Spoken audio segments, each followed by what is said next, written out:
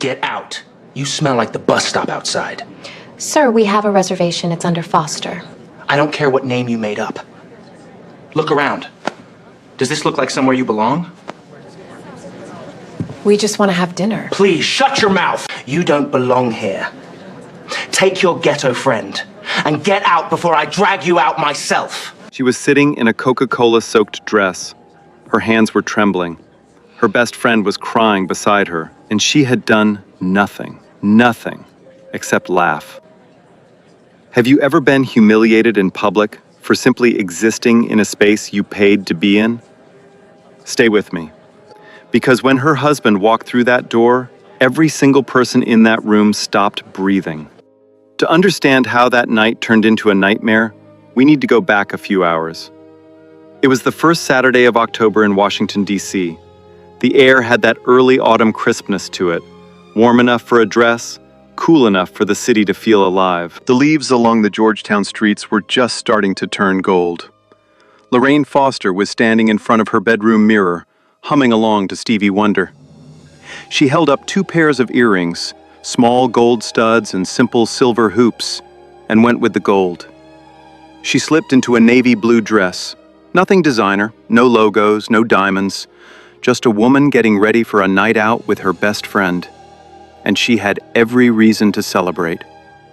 That week, Lorraine had closed the biggest case of her career. She was a senior partner at Foster & Whitmore, one of D.C.'s most respected civil rights law firms. The case was an employment discrimination lawsuit against a Fortune 500 company. The settlement? $92 million for her clients. 12 months of work, exposed corruption, justice delivered. Tonight was about breathing, about laughing, about feeling human again after a year buried in depositions and courtroom battles. Her phone buzzed. FaceTime from Denise Moore, her best friend since Howard University. Denise was a pediatrician, a woman who spent her days making sick kids laugh, and her nights reminding Lorraine that life existed outside a courtroom. Girl, I'm stuck on Connecticut Avenue. Traffic is insane. Order me a sparkling water and do not start on the breadbasket without me. Lorraine laughed. That laugh. The one that came from deep in her chest, big and warm and completely unguarded. The kind of laugh that filled a room. Remember that laugh. It becomes important later. She called a car and headed to the Carlton Room. Now, if you've never heard of the Carlton Room, picture this. It sits on a quiet corner in DuPont Circle, one of DC's wealthiest neighborhoods.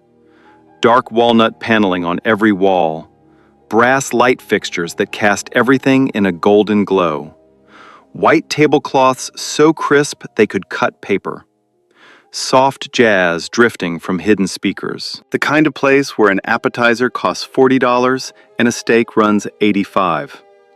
The clientele matched the decor, overwhelmingly white, overwhelmingly wealthy. The men wore sport coats without thinking about it. The women carried handbags that cost more than most people's rent. There was an unspoken dress code at the Carlton Room, and it had nothing to do with clothes.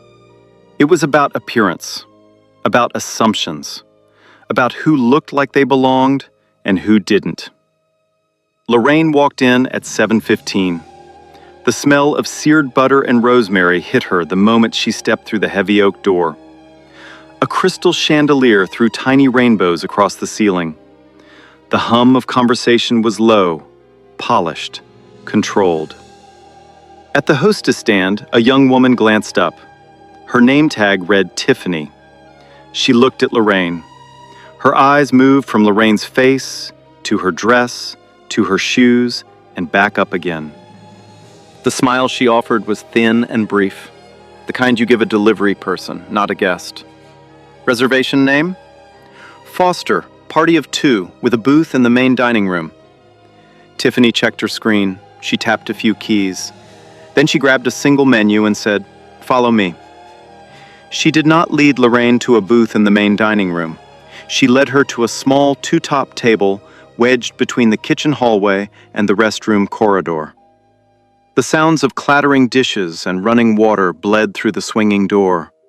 The overhead light buzzed faintly with a flicker. Lorraine looked at the table.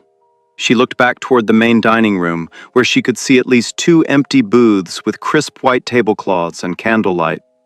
She said nothing. She sat down. She ordered a Coca-Cola, her celebration drink, the one she always ordered when something good happened, and a sparkling water for Denise. She pulled out her phone and scrolled through emails.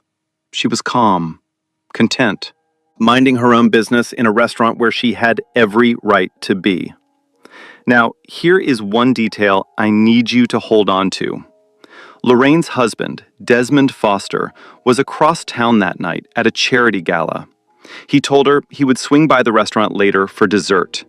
Just keep that in the back of your mind. Because when that man finally walks through the front door of the Carlton room, you are going to understand why the entire room stopped breathing.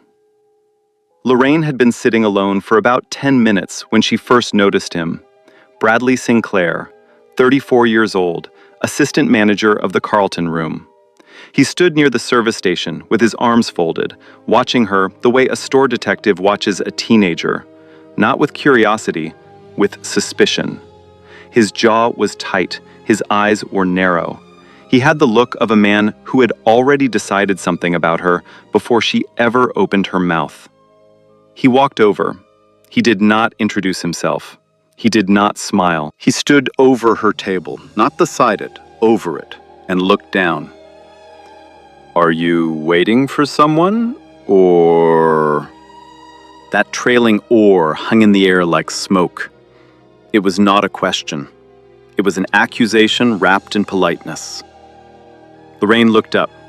She smiled, warm, patient, the kind of smile she had learned to wear in courtrooms when opposing counsel tried to rattle her. "Yes, my friend is on her way, and my husband will join us later for dessert. The reservation is under Foster." Bradley glanced at the hostess stand. He made a show of checking something on his phone. Then he looked back at her. "Right. That reservation was for a booth in the main room, but we had to reassign it. Booking conflict. We're fully committed tonight." He said it with the confidence of a man who expected her to accept it. But Lorraine could see the main dining room from where she sat. 2 booths sat empty, white tablecloths gleaming, candles lit, waiting for no one. She noticed. She said nothing. Not yet. Bradley walked away, but he did not walk far. He positioned himself at the service station, 15 feet from her table, and he watched. Every few seconds, his eyes drifted back to her, not to check if she needed anything, to check if she was still there. 12 minutes later, Denise Moore walked through the front door. Denise was warmth in human form. Bright smile, quick laugh, the kind of energy that made strangers feel like old friends. She spotted Lorraine and crossed the restaurant with her arms already open. "Girl, there she is! The $92 million woman!" They hugged, they laughed, they settled into their chairs with the comfortable ease of 2 women who had been doing this for 15 years. Denise looked around the restaurant with wide eyes. "Okay, this place is fancy. I feel like I need a British accent just to order water." Lorraine grinned. For a moment, everything felt normal. 2 best friends, a Saturday night, a celebration they both deserved. That moment lasted exactly 90 seconds. Bradley reappeared. He materialized at their table like he had been counting the seconds since Denise sat down. He had not checked on the white couple 2 tables over. He had not visited the group of businessmen near the window. He came straight to the table with 2 black women. "Ladies, just so you're aware, we're running a prix menu tonight. The full dinner menu starts at $85 per person." He paused, letting the number hang. "We do have a bar menu with smaller plates that might be more comfortable for you." Comfortable. He chose that word carefully. Not affordable, not convenient. comfortable, as if the full menu would make them uncomfortable, as if $85 was beyond their reach, as if they needed to be guided to something more appropriate for people like them. Denise's smile vanished. Her jaw tightened. She opened her mouth to respond, but under the table, Lorraine's hand found hers and squeezed. Lorraine looked at Bradley with steady eyes. "We'll have the prefix, 2 of them, and a bottle of the Willamette Valley Pinot Noir, please." She said it clearly, politely, without a flicker of doubt. She was telling him, without telling him, that she could read a menu, afford the prices, and choose her own wine. Bradley took the order. He did not write it down. He repeated nothing back. He simply turned and walked toward the service station, where Tiffany Holt was standing with her arms crossed. He leaned in close to her ear. He said something. Tiffany glanced at Lorraine and Denise's table. They both looked away quickly when Denise glanced up. Something was building. Lorraine could feel it, that prickle at the back of her neck. The same instinct that told her when a witness was about to lie on the stand. But she pushed it down. Tonight was supposed to be a celebration. She was not going to let one rude manager ruin it. The appetizers arrived. A butternut squash soup with a swirl of creme fraiche. The wine was poured, deep ruby in the glass, smelling of dark cherries and earth. Lorraine raised her glass. "To justice," she said. "To justice," Denise echoed, "and to you for being the most stubborn woman I have ever loved." They clinked glasses. They sipped. They ate. And slowly, the tension in Lorraine's shoulders began to release. Then Denise started telling the story. It was about a 7-year-old patient, a little boy who came in for a checkup and asked Denise, with total sincerity, "Are you a real doctor or a TV doctor? Because you're too pretty to be a real one." Lorraine started laughing. Not a polite chuckle, not a restrained giggle. Her full laugh, the one that started deep in her belly and rose up through her chest and filled the space around her like music. She tilted her head back. Her shoulders shook. Her eyes crinkled shut. She was radiant. She was free. She was a black woman, taking up space in a room full of people who had decided that space was not hers to take. An older couple at the next table smiled. A woman across the aisle glanced over with a warm look. Lorraine's laughter was the kind that made strangers feel good just hearing it. But not everyone felt good. Bradley Sinclair stood at the service station. His fingers gripped the edge of the counter. His face was hard. He watched Lorraine laugh the way a man watches something that offends him on a fundamental level. 2 black women, laughing loudly, drinking good wine, eating the prefix, taking up space in his restaurant, his domain. Their joy was an intrusion. Their happiness was a provocation. He leaned over to Tiffany. His voice was low but sharp. "Clean up that table, now." Tiffany hesitated. Her eyes moved to the table. Nothing needed cleaning. The appetizer bowls were neatly stacked. The wine glasses were half full. The table was fine. "Bradley, what do you—" "I said, clean it up. Start with her drink." Tiffany looked at him. Something passed across her face. A flicker of hesitation, maybe even resistance. But it died as quickly as it came. She picked up a bus tray and walked toward the table. Lorraine was still laughing. Mid-laugh, mouth open, eyes closed, shoulders shaking. She did not see Tiffany coming. Tiffany reached the table. She did not say, "Excuse me." She did not reach for the empty plates. She reached for Lorraine's glass of Coca-Cola, still 3/4 full, dark and fizzing, and she turned it over directly into Lorraine's lap. The brown liquid hit the navy dress like a wave. It soaked through the fabric instantly. Cold, sticky, spreading across her thighs, dripping down her legs, splashing onto her phone on the table, pooling on the chair beneath her. The smell of sugar and carbonation rose in the air. The laughter stopped. Not faded, stopped, like a song cut mid-note. Lorraine gasped. Her hands flew to her lap. Denise shot to her feet, knocking her chair backward. What did you just do? Tiffany stood frozen, the empty glass in her hand, her eyes on the floor. She said nothing. And then Bradley appeared, right on cue, as if he had been waiting in the wings for his entrance. He walked up to the table with his hands clasped behind his back and looked at Lorraine, soaking wet, Coca-Cola dripping from her dress onto the hardwood floor. And he did not apologize. He smirked. "Oh, that's unfortunate. You know, maybe that's a sign you ladies should call it a night." He gestured toward the back of the restaurant, toward the kitchen exit, the door the staff used to take out garbage. "The kitchen exit is right behind you if you need to clean up." As if she was the help. As if she had wandered in from the service entrance and needed to be shown the way back out. Lorraine sat there, Coca-Cola dripping from her fingertips, her phone screen cracked and sticky. Her celebration dress was ruined. And she did not scream. She did not cry.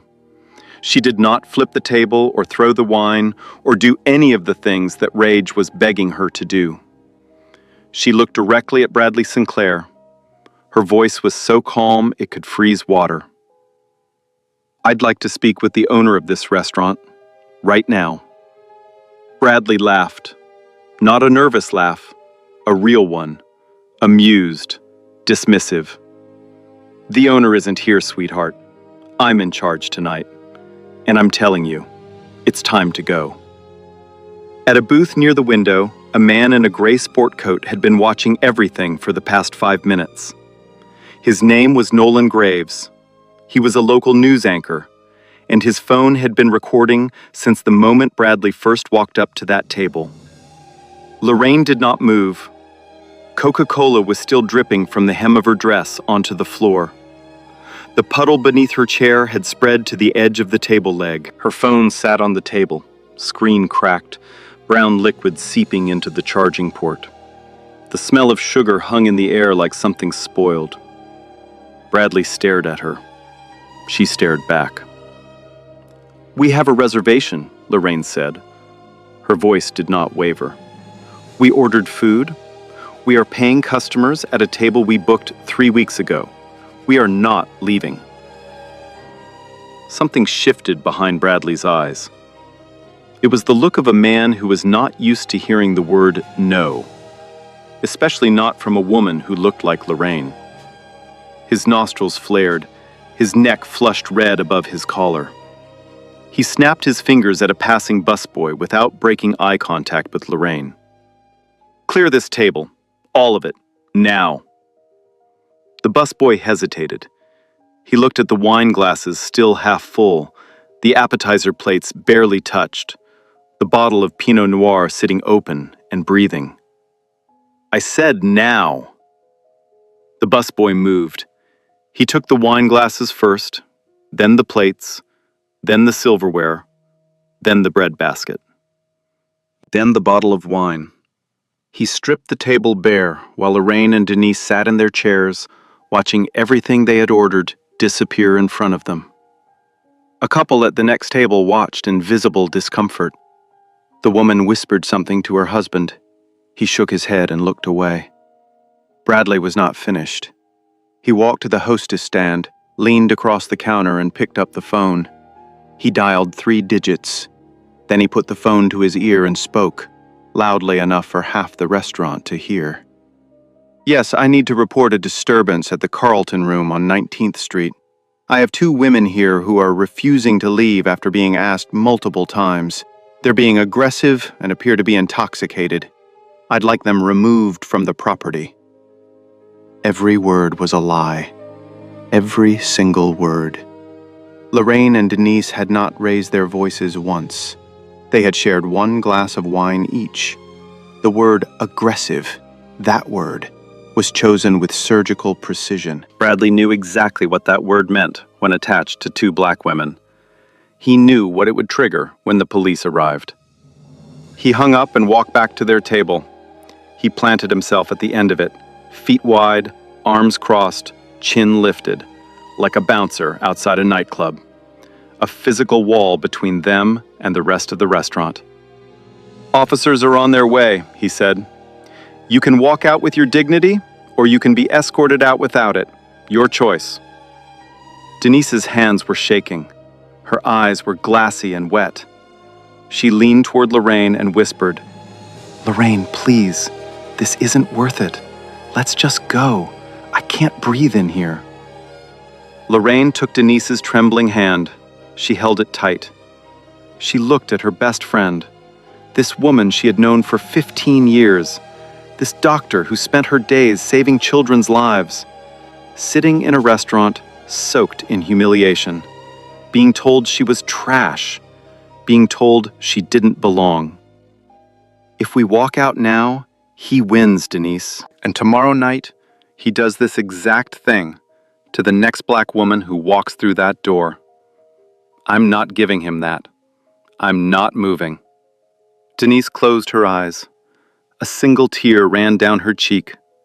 She wiped it with the back of her hand, took a breath, and nodded. They stayed. But Bradley was not done. He leaned down close to Denise, close enough that she could smell the coffee on his breath, and said something only she could hear. "Your friend is going to get you both arrested tonight. If you have any sense at all, you'll drag her out of here before things get worse. Because trust me, they're about to get much worse." Denise flinched like she had been slapped. She squeezed Lorraine's hand tighter, but said nothing. Then Tiffany Holt walked over with a damp rag. Not a clean towel, not a napkin, a dirty gray rag from the bus station, and tossed it onto the table in front of Lorraine. It landed with a wet slap on the bare wood. "For your dress," Tiffany said. She did not make eye contact. Her voice was flat, mechanical, as if she were handing a mop to a janitor. Lorraine looked at the rag. She did not touch it. She looked at Tiffany. "I asked to speak with the owner, not for a cleaning rag." Tiffany's lip twitched. She turned to Bradley, who gave a small nod. She straightened her back and recited what sounded like a rehearsed line. "I've checked the system and your reservation couldn't actually be verified. There's no record of a booking under Foster for tonight." Another lie. Lorraine had the confirmation email on her phone, the same phone now swimming in Coca-Cola. She picked it up, wiped the screen with her sleeve, and held it toward Tiffany. The email was right there. Date, time, party of 2, booth in the main dining room, confirmation number and all. Tiffany glanced at it. She looked away. "I don't know what that is. Our system doesn't show it." From across the restaurant, a man at a corner booth spoke up. Older, white-haired, deep voice. "That's not true. I watched that young lady check the reservation when she walked in. I saw her tap the screen." It was Nolan Graves, the news anchor. He said it calmly, clearly, loud enough for nearby tables to hear. Bradley shot him a look that could melt steel. Nolan held his gaze and did not blink. Bradley turned back to Lorraine. His voice dropped lower, quieter, more dangerous. "I don't know who you think you are, but in this restaurant, I decide who stays and who goes. And you? You're going." He turned to face the dining room. He raised his voice so every table could hear. "Folks, I apologize for the disruption. We've asked these women to leave multiple times, and they've refused. We're not in the habit of tolerating people who can't respect our establishment. The police are on the way, and this will be handled." A few heads nodded. A man in a navy blazer near the bar muttered, "About time." A woman at a two-top clucked her tongue and shook her head. Not at Bradley, but at Lorraine and Denise, as if they were the problem, as if they had brought this on themselves. Lorraine felt it then, the thing worse than anger, isolation.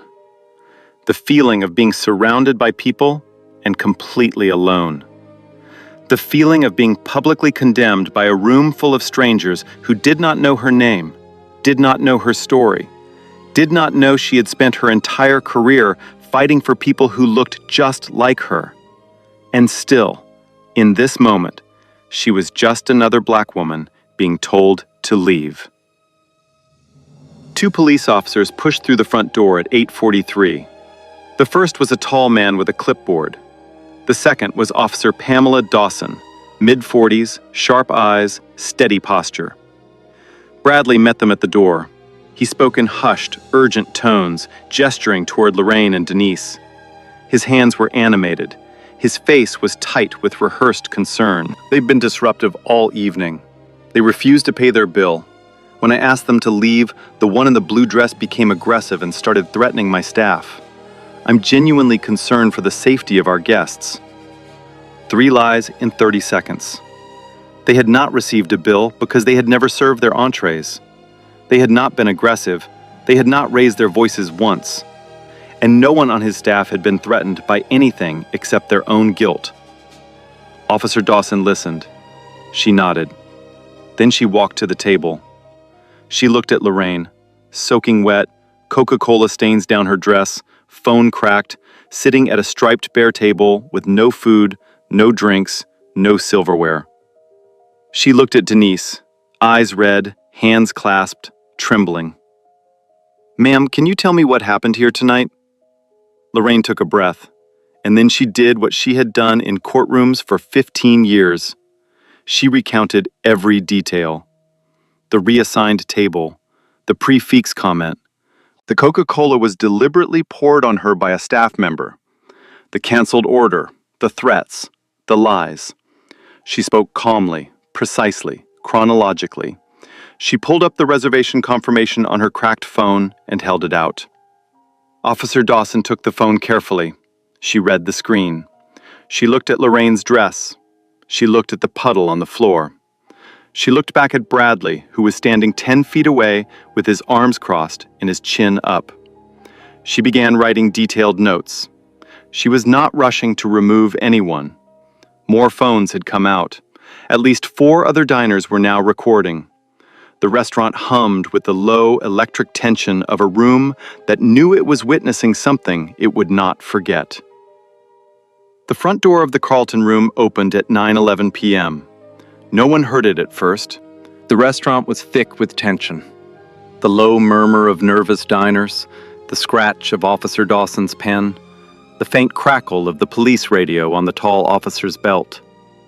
Bradley was mid-sentence, explaining to the officers why these 2 women needed to be removed immediately.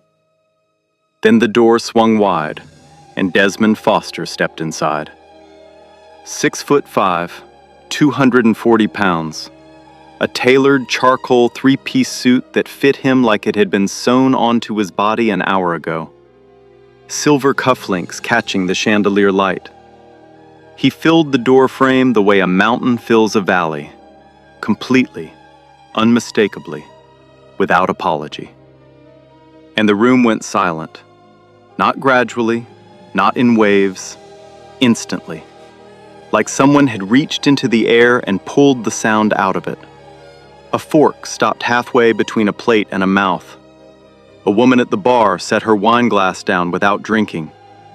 A waiter carrying 2 plates of filet mignon froze in the middle of the aisle. The jazz from the speakers, Miles Davis, soft trumpet, suddenly felt deafening in the absence of every other sound.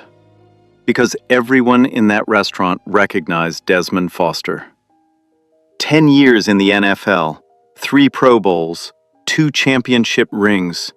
His face had been on magazine covers, billboard campaigns, charity galas across the city. In Washington, D.C., Desmond Foster was not just famous, he was an institution.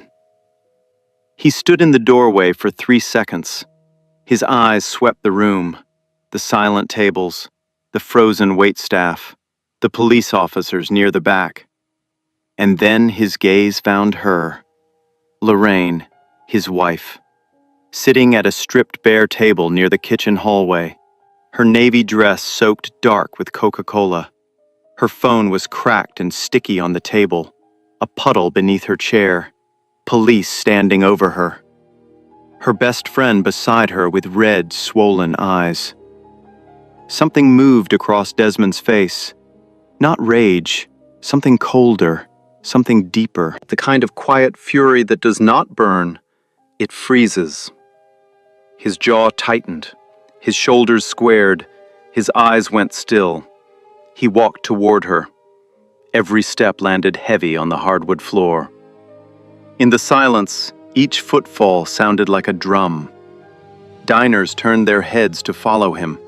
A woman clutched her husband's arm. The tall officer took a half step back without realizing it. Bradley Sinclair did not know who this man was.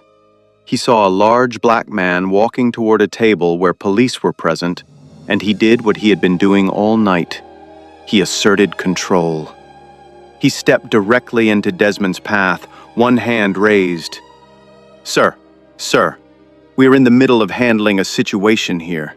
I'm going to need you to wait at the front to be... Desmond stopped. He looked down at Bradley, literally by 6 inches. Bradley's raised hand was level with Desmond's chest. It looked small there, fragile. Desmond did not blink. He said 3 words, low, steady. And every ear in that silent restaurant heard them. That's my wife. Bradley's hand dropped. His mouth opened, but nothing came out. He looked at Lorraine. He looked at Desmond. His brain was trying to connect the woman he had spent the last 2 hours humiliating with the man standing in front of him. He tried to recover. He straightened his tie. He forced authority into his voice. Well, sir, your wife and her friend were asked to leave because they were being... Desmond held up one finger. Just one. And Bradley stopped talking. Mid-sentence. Like the words had been snatched from his throat. Desmond walked past him. He reached Lorraine's table. He knelt beside her chair. He touched the Coca-Cola stain on her sleeve with 2 fingers. He looked into her eyes. Are you okay? She nodded, just barely. He stood back up. He pulled out his phone. He dialed 1 number. The call lasted 45 seconds. He spoke quietly, too quietly for anyone except Lorraine to hear. When he hung up, he slid the phone back into his jacket pocket and turned to face Bradley. He said nothing. He just waited.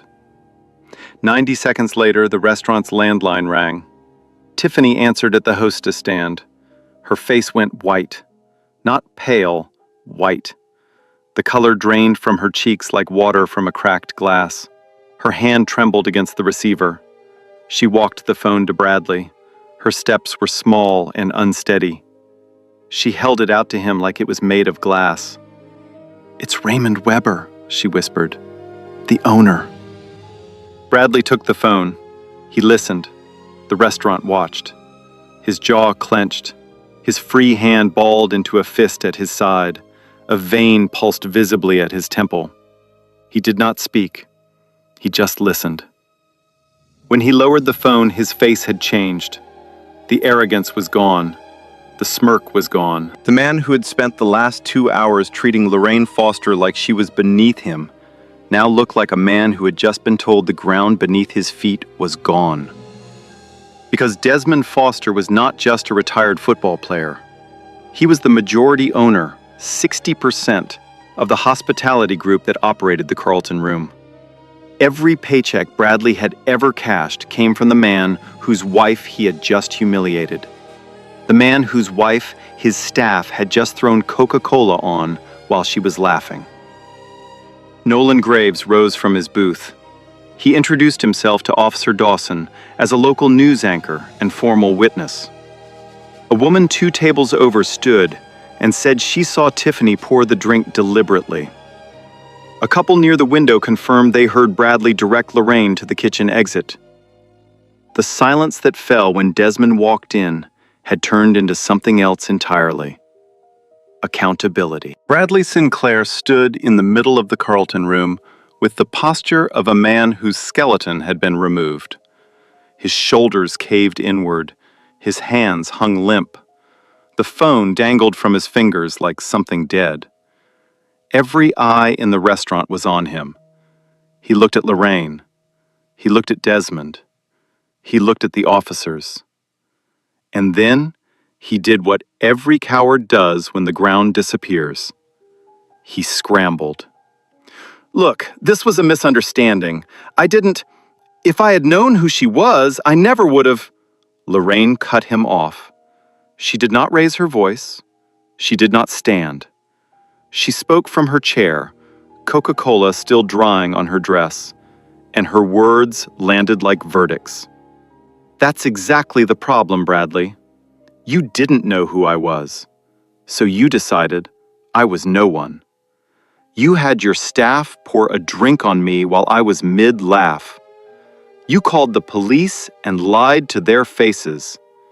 You told this entire room we were trash." She paused. The silence was absolute. If a white woman had been sitting in this chair wearing this same dress, laughing with her friend, would Tiffany have poured Coca-Cola in her lap? Would you have called the police? Would you have pointed her to the kitchen exit like she was the help? Bradley's mouth opened. Nothing came out. His lips moved without sound like a fish pulled from water. The man in the navy blazer who had muttered "about time" 15 minutes ago was staring at his plate as if he wanted to disappear into it. "That's what I thought," Lorraine said. The front door opened again. Raymond Weber, 59, co-owner of the Carlton room, walked in with sweat on his forehead and his shirt untucked on one side. He had driven across the city like the building was on fire. He went straight to Nolan Graves. Nolan showed him the video. 30 seconds in, Raymond's hand came up to cover his mouth. By the end, Tiffany pouring the Coca-Cola onto a laughing woman, Bradley smirking and pointing to the kitchen exit. Raymond's face had turned the color of ash. He turned to Lorraine and Denise. He bowed his head. "Mrs. Foster, Dr. Moore, what happened to you tonight is... I'm horrified. There is no excuse. None." He turned to Bradley. His voice dropped to a register barely controlled. "You're suspended. Effective immediately. Keys. Now." Bradley flinched. "Raymond, if you just let me explain. Keys. Now." Bradley reached into his pocket with a trembling hand. He placed a ring of keys on the nearest table. The metal clinked against the wood in the silent room.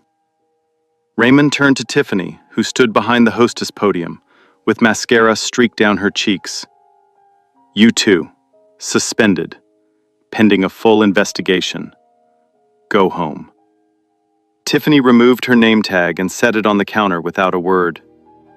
Raymond turned back to Lorraine. He offered to comp everything. The dinner, future visits, anything. His voice cracked on the word anything. Lorraine looked at him with steady eyes. "I don't want a free meal, Raymond. I don't want a gift card, or a bottle of wine, or a written apology on a letterhead. I want to know that the next black woman who walks into this restaurant and orders a Coca-Cola and laughs with her friend doesn't end up wearing it." Raymond nodded. He could not hold her gaze. Officer Dawson stepped forward. She addressed Bradley directly. "Mr. Sinclair, you told responding officers that these women were aggressive, intoxicated, and refused to pay. I have multiple witnesses and video evidence contradicting every one of those claims. Filing a false police report is a criminal offense under DC Code. This matter will be forwarded to the district attorney." Bradley said nothing. His face had gone gray. The two officers walked him toward the front door, not in handcuffs, but in full view of every patron, every phone still recording, every witness who had watched him spend 2 hours treating Lorraine Foster like she did not deserve to breathe his air.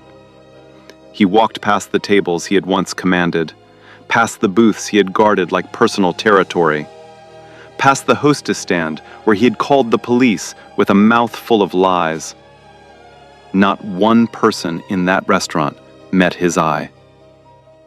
The heavy oak door closed behind him, and he was gone. The video hit the internet on Monday morning. Nolan Graves aired the story on his 6 o'clock broadcast. He played the footage in full, unedited, uncut, unsparing. The camera captured everything. Lorraine mid-laugh, head tilted back, shoulders shaking with joy. Tiffany walking up with the glass. The Coca-Cola pouring into Lorraine's lap. The laughter dying like a candle blown out. Bradley's smirk. The gesture toward the kitchen exit. The police arriving. And then, the moment that made the footage unforgettable. Desmond Foster walking through the door. The restaurant falling into dead silence. And 3 quiet words that cracked the night open. "That's my wife." By Tuesday afternoon, the video had 4 million views. By Wednesday night, 11 million. By the end of the week, it had crossed 15 million and was still climbing. It spread across every platform: Twitter, Instagram, TikTok, Facebook, YouTube. People clipped it, shared it, stitched it, reacted to it. The hashtag the Carlton Room, trended nationally for 4 straight days. The image that became iconic was a single frame. Lorraine sitting in her chair, Coca-Cola soaking her navy dress, her hands resting on the bare table, her face calm, dignified, unbroken. It was compared to photographs from the civil rights sit-ins of the 1960s, not because someone staged it, but because history has a habit of repeating its ugliest moments in new clothes. National outlets picked it up within 48 hours. CNN ran a panel discussion. MSNBC featured Denise Moore in a live interview. The Washington Post published a front-page story. The New York Times ran an editorial. ABC News sent a crew to DuPont Circle. The Carlton Room became the most searched restaurant name in America, and not for its steaks. The restaurant group had no choice but to act. They hired an outside firm to conduct a full internal investigation. The findings arrived 2 weeks later, and they were devastating. Bradley Sinclair had a documented history of racial bias that stretched back 3 years.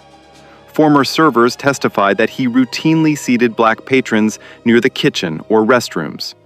He questioned their reservations at a rate 5 times higher than white guests.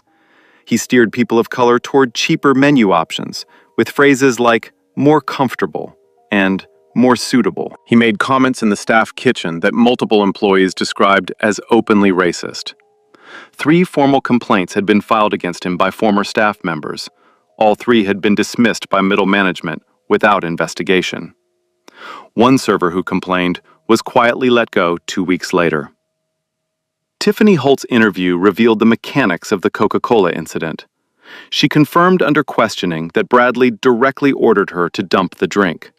She said she felt unable to refuse because he was her superior and had threatened to fire a previous employee who challenged him. The investigators noted that while Tiffany acted under pressure, she made no attempt to object, report the instruction, or warn Lorraine. She carried out the act without resistance. The results were swift. Bradley Sinclair, terminated.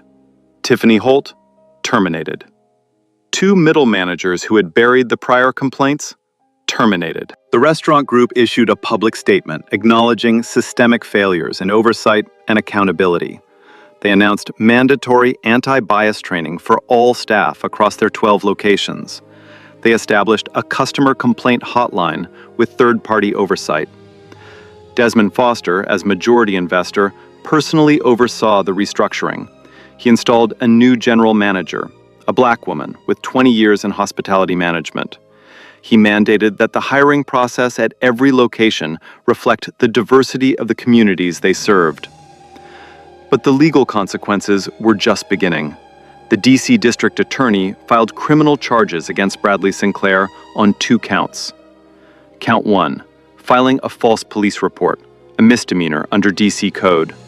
He had told officers that Lorraine and Denise were aggressive, intoxicated, and refused to pay. Video evidence and 6 witness statements proved every claim was fabricated. Count 2, simple assault. The deliberate act of ordering a drink thrown onto a patron was classified as offensive physical contact under D.C. law. Tiffany Holt was charged separately with 1 count of simple assault for physically carrying out the act. The criminal trial lasted 3 days. The prosecution played the video. They called Nolan Graves, who testified to what he witnessed from his booth. They called the older couple who saw Tiffany pour the drink. They called Officer Dawson, who detailed the contradictions between Bradley's statements and the evidence. Bradley's defense attorney argued it was a misunderstanding and a service dispute that escalated. The jury did not buy it. Bradley Sinclair, guilty on both counts. Sentence, 180 days suspended, 200 hours of community service, 2 years of supervised probation, mandatory completion of racial bias education and anger management programs. Any violation of probation would activate the full jail sentence. Tiffany Holt, guilty of simple assault. Sentence, 90 days suspended, 150 hours of community service, 1 year probation. Then came the civil case. Lorraine Foster, one of D.C.'s most accomplished civil rights attorneys, filed a lawsuit against Bradley Sinclair, Tiffany Holt, and the restaurant group. The charges: racial discrimination, intentional infliction of emotional distress, and violation of the D.C. Human Rights Act. The case was assigned to Judge Harold Sutton, a veteran jurist known for firm rulings in discrimination cases. The trial was methodical. The evidence was overwhelming. The video, the witnesses, the internal investigation report, the 3 buried complaints, the pattern of behavior stretching back years. Judge Sutton delivered his ruling from the bench. His voice was measured, but left no room for ambiguity. The court found that the defendant's actions constituted deliberate, racially motivated humiliation of a paying customer in a public accommodation. This was not a misunderstanding. This was not a service dispute. This was a coordinated act of contempt directed at a woman because of the color of her skin. The restaurant group settled for $2.8 million.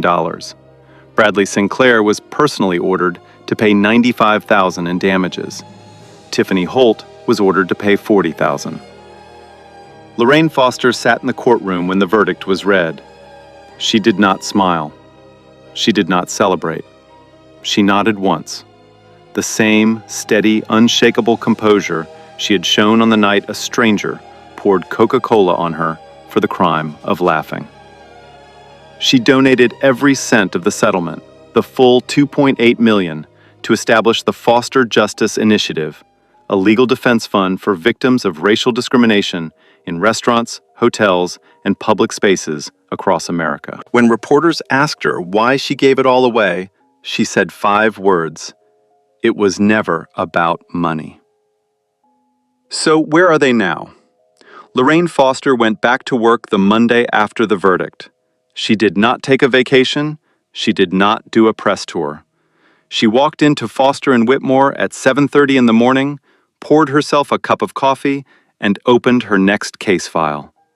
Because for Lorraine, the fight was never about one restaurant or one man.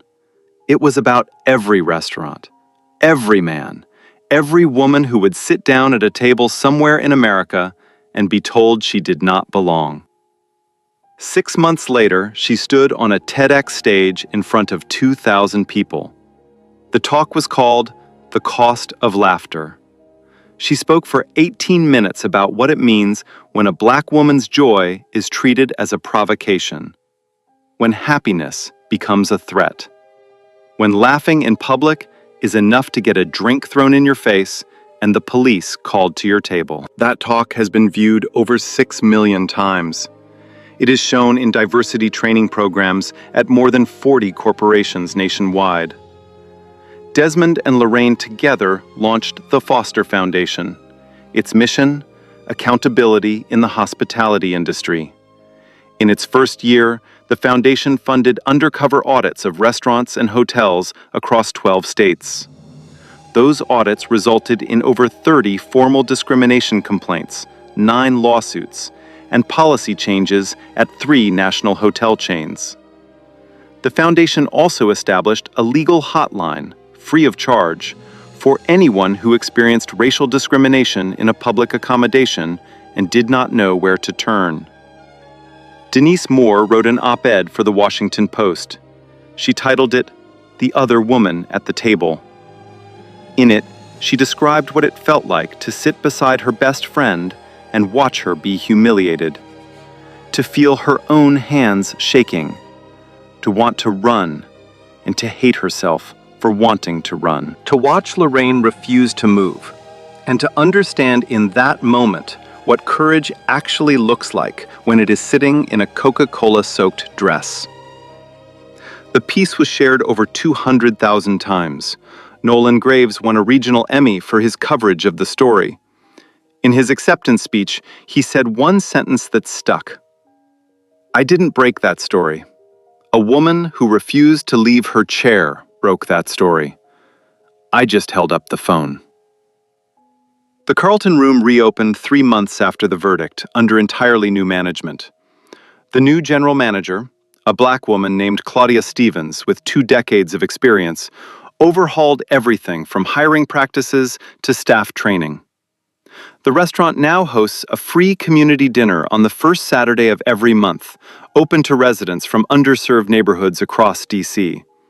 The waitlist for those dinners is 4 months long.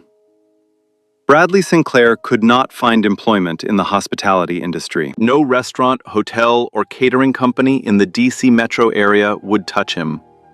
Public records show he relocated to a small town in rural Virginia. He completed his community service hours at a food bank that serves predominantly Black and Latino families. Whether he learned anything from that experience is something only he knows. Tiffany Holt completed her community service and probation. She issued a brief public statement accepting full responsibility for her actions. She said she should have refused Bradley's order. She said she would carry the image of Lorraine's face, mid-laugh, then soaked in Coca-Cola, for the rest of her life. She now works at a nonprofit that advocates for workers' rights in the restaurant industry. And Lorraine? She still orders a Coca-Cola every time she celebrates. She still laughs the same way. Big, warm, from deep in her chest. She never let them take that from her. Now, I want to talk to you for a second. If this story made you feel something, anger, frustration, maybe even a little bit of hope, I want to hear from you. Drop a comment right now and tell me, what would you have done if you were sitting at that table? Would you have stayed like Lorraine, or would you have walked out?